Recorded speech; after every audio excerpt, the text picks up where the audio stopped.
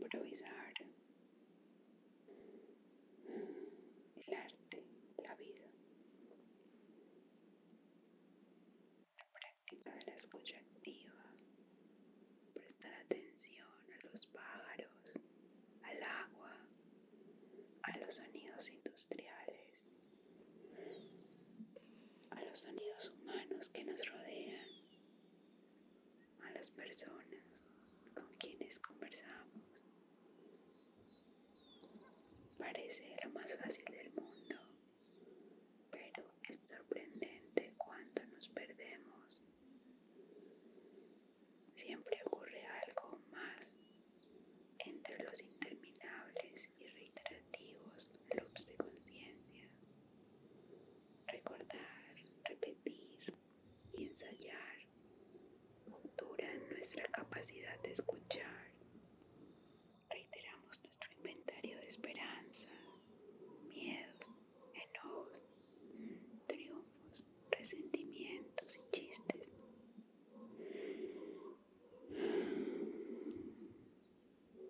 En cierta oportunidad tuve que manejar 2 horas desde mi casa en Virginia hasta Washington, D.C. Iba escuchando o tratando de escuchar un audiolibro. Los CDs estaban divididos en tracks de 3 minutos. Casi al comienzo había un párrafo con una frase muy elegante que yo recordaba vagamente por haber leído el libro muchos años antes.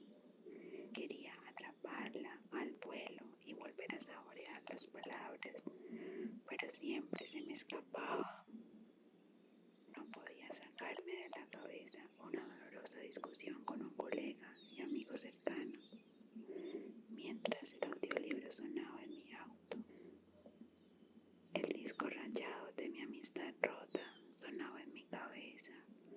Los mismos pensamientos tristes y arrepentidos, reiterados en diferentes combinaciones y versiones.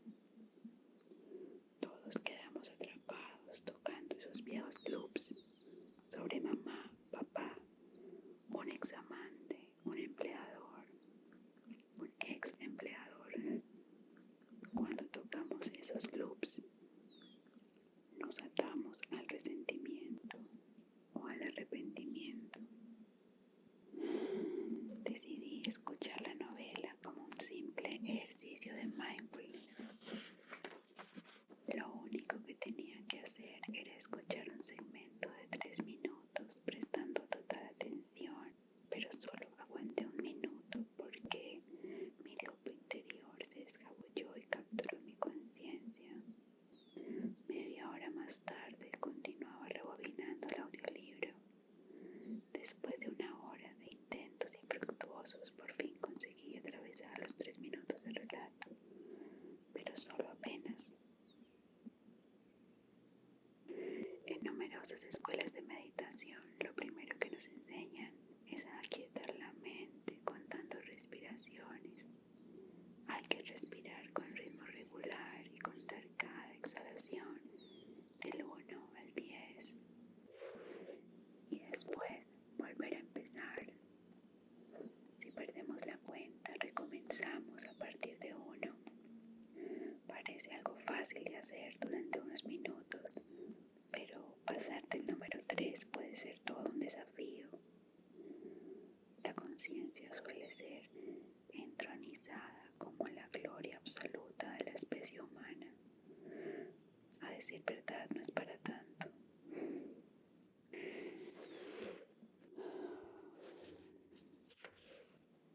Cruce los brazos sobre el pecho. Simple. Ahora descrúcelos y vuelva a cruzarlos en la dirección opuesta. Tal vez surja una risita nerviosa. Nos sentimos torpes al descubrir que tenemos el hábito cultivado durante toda una vida de cruzar el brazo derecho sobre el izquierdo o el izquierdo sobre el derecho. Hacerlo al revés se siente raro, extraño e incómodo. Nos sentimos cómodos con una cierta manera de hacer las cosas.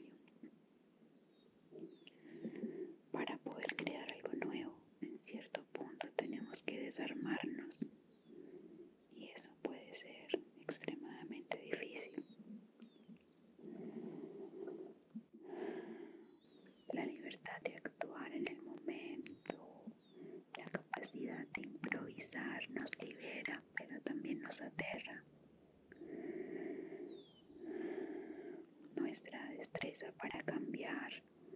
Nuestra agilidad con frecuencia nos da miedo. Una amiga que acababa de divorciarse dijo: es más fácil seguir quejándome de mi madre o de mi exmarido. Mientras me quejo, no corro el riesgo de preguntarle a ese hombre que está allá si quiere bailar conmigo.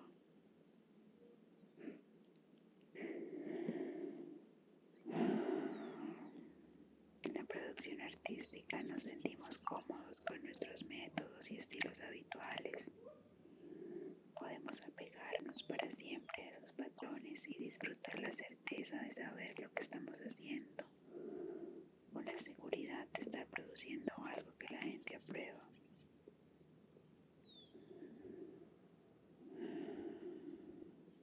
Esta es una receta infalible, o casi infalible, para quedar encasillados en nuestro propio éxito. Así lo escribió Rilke. Nos queda el paseo de ayer y la demorada lealtad de una vieja costumbre a la que le gustamos tanto que decidió quedarse y nunca se marchó.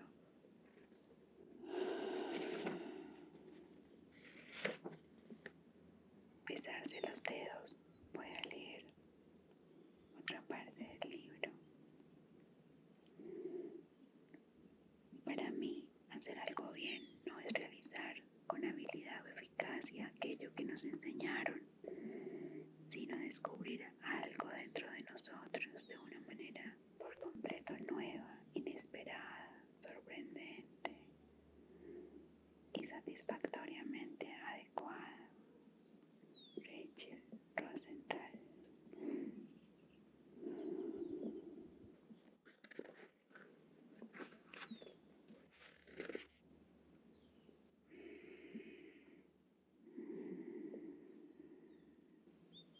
Besarse los dedos es simple, pero saca a la luz toda clase de heridas.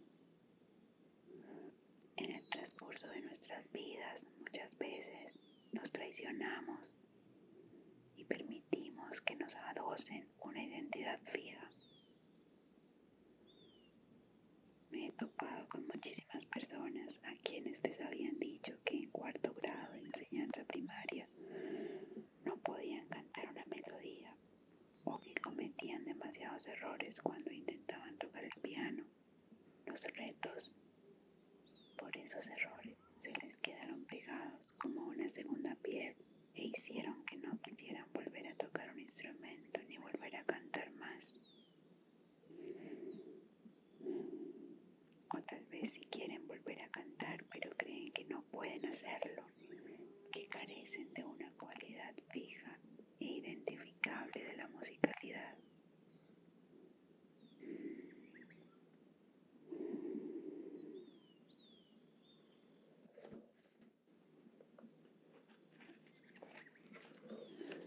El músico Johann van Beethoven tenía un hijo talentoso. Hacer carrera en el arte era difícil en 1770, como siempre lo ha sido. Había unas pocas superestrellas, por supuesto, pero para la inmensa mayoría de los mortales, hacer música era un asunto riesgoso. Papá Beethoven tenía en mente los éxitos recientes de otro niño prodigio, Wolfgang Amadeus Mozart, quien viajaba con su padre y su hermana, encandilando las cortes europeas. Su pequeño Ludwig sería la gallina de los huevos de oro. Papá Beethoven, a tono con los principios pedagógicos de la época, se paraba con un puntero junto al piano mientras su hijo practicaba y le pegaba en los dedos cada vez que se equivocaba. Antes de cometer la imprudencia de pensar que esa disciplina era abusiva, hizo de Beethoven un gran músico. Recordemos a los miles de músicos mediocres que aprendieron bajo el mismo sistema, a los miles que podrían haber disfrutado haciendo música pero abandonaron. Hoy nos parece un acto de barbarie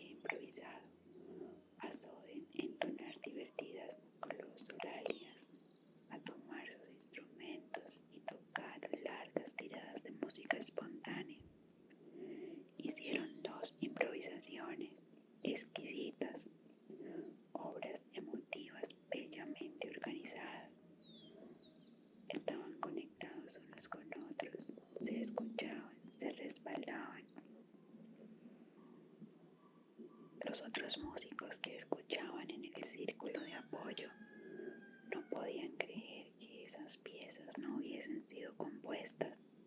Después tocaron una tercera pieza un poco fuera de sincro y de tono.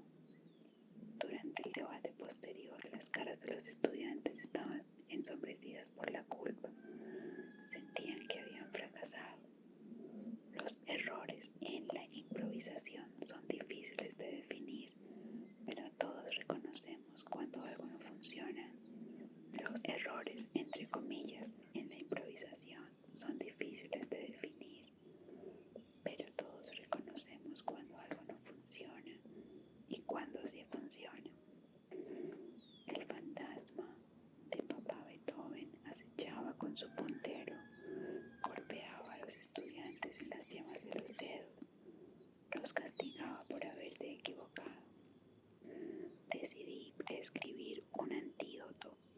Les pedí que dejaran sus instrumentos e hicieran un ejercicio: besarse varias veces los dedos.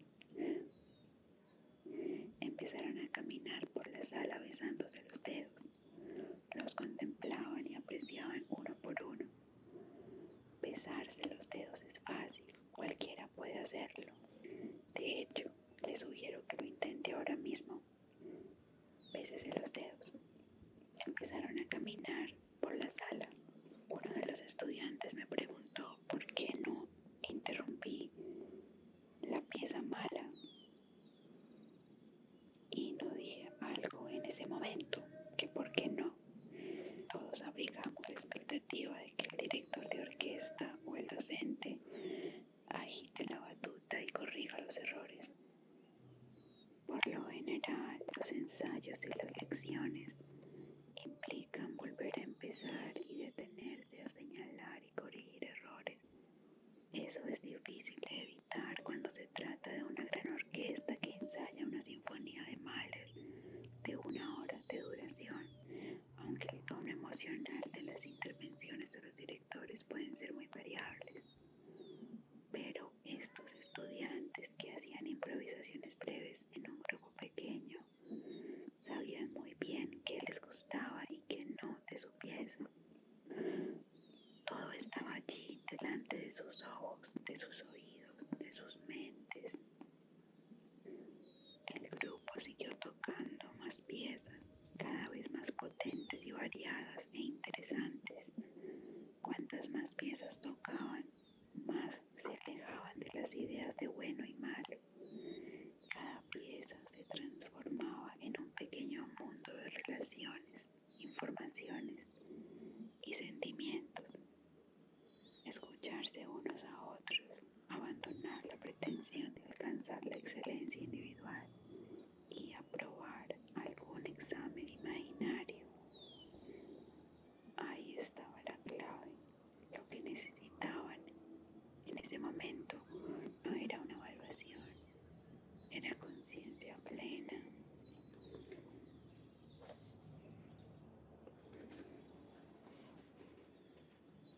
Siempre empiezo mis talleres armando un círculo de apoyo. El primer participante le pasa sonido y movimiento al segundo y este al siguiente, y así sucesivamente, sin brechas, como impulsos nerviosos, sin tiempo para cuestionar qué está bien o qué está mal. Las sinapsis se disparan, sonido y movimiento se alzan juntos como una sola acción, simple y única.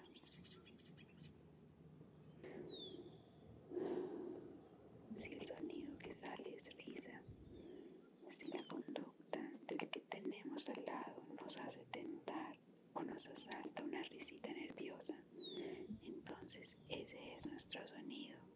No estamos en el mundo de la lógica filosófica con sus proposiciones verdaderas o falsas. Cantar, gruñir, gritar, chillar, tararear, balbucear, susurrar y el silencio pregnante no son verdaderos ni falsos. Si estamos desconcertados y lo que sale es esa es la canción que surge de nosotros.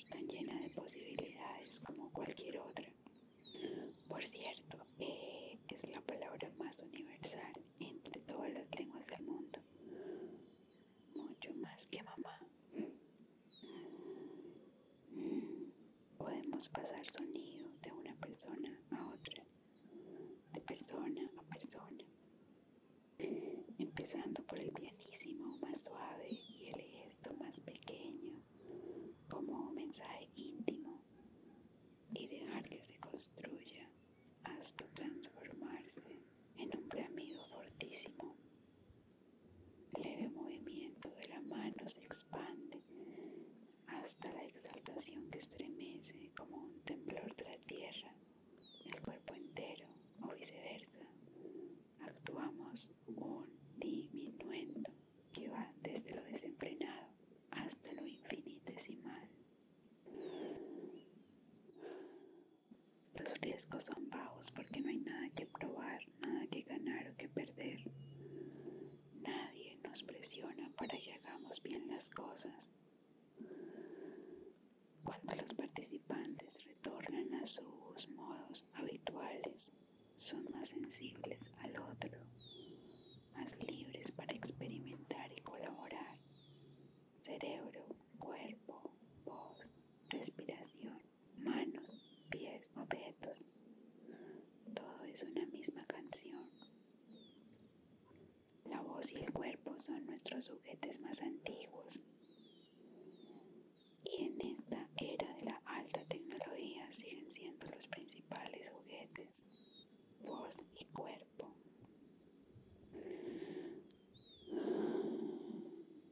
Cuando éramos bebés, balbuceábamos de manera fluida, una revuelta continua de improvisación, cuyo vocabulario en constante expansión era puro ruido y acción. Jugábamos, nos quejábamos, comentábamos todo lo que ocurría. No titubeábamos a la hora de reír o llorar. Entrábamos en erupción con un amplio espectro de fonemas y tonemas que comprendía casi todos los sonidos de las lenguas de la tierra. Esta experiencia que todos hemos tenido como bebés nos califica para improvisar con las herramientas y capacidades que tenemos como adultos.